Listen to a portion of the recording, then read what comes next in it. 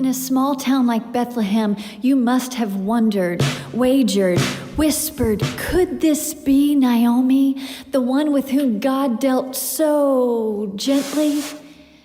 Take a closer look, and these lines on my face, these years, my present company will tell a different story. Remember this Bethlehem, this house of bread turned up empty, not a crumb to be had. So with 2 young boys, we fled, stealing away for a chance at something more sacred than happiness, survival, next breath. And we thought we'd found it. No, it wasn't exactly the promised land, but then the land hadn't exactly kept its promise. There we were on a foreign shore, until soon it became friendly and familiar. We grew by 2 and my sons took wives, and we'd hoped for more, as anyone would. The sounds of little feet, perhaps. But things began changing quickly, too quickly. I could not have known what Yahweh had planned, stretching me out like a fresh harvest far from Bethlehem, to be threshed and winnowed and sieved. Naomi, come quickly! Wretched words ripped into our ears like the fatal blow of an unexpected foe. My protector, my source, my love, my Lord, who told death where to find him? He was a good man, God his king. It's no wonder the sudden shock shook me to my core. And before I could catch my breath, another deafening roar. Naomi, come quickly! A sound so disorienting it left me blind. I'll never have words to describe that plead. Every mother would agree my son should have outlived me. Yes, far too quickly. I was left with a young widow, childless, hopeless, looking to me for wisdom. Maybe it helped to have suffered my own loss, I tell myself.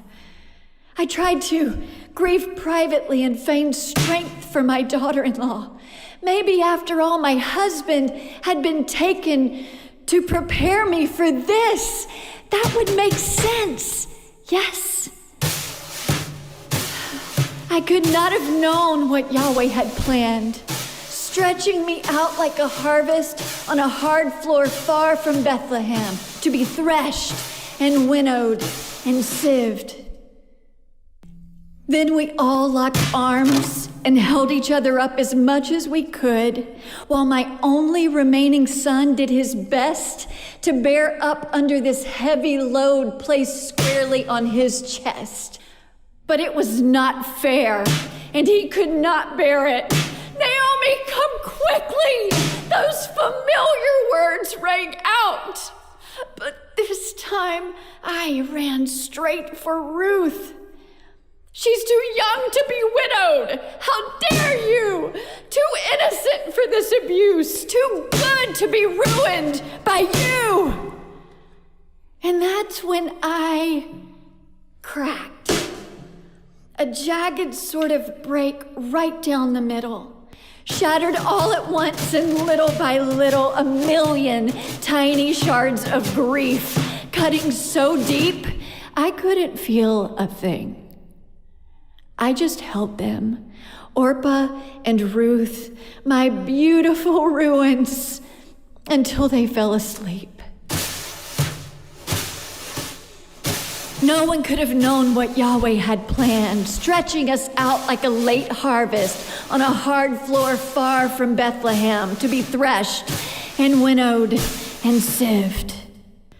Pulled under by merciless waves of their own despair, yet somehow finding strength to care for their mother, I could never repay them, nor did I wish to leave them destitute and alone forever.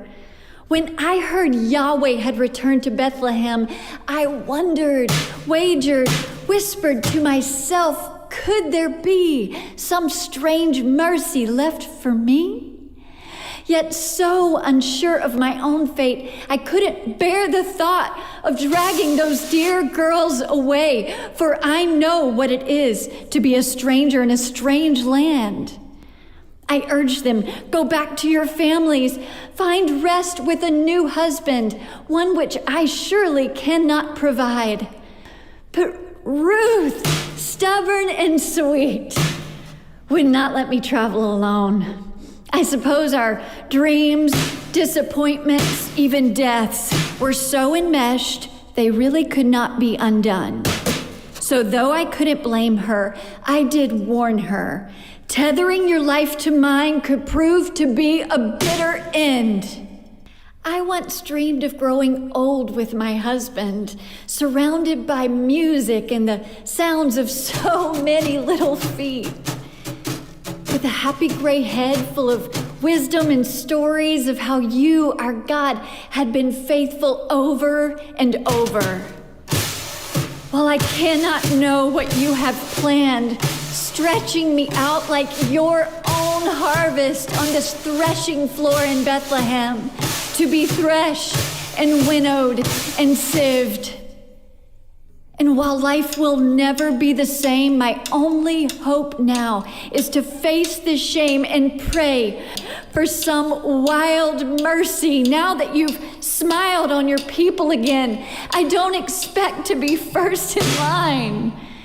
I just hope you're not done with us yet. I just know you're not done with us yet. Oh God, not yet.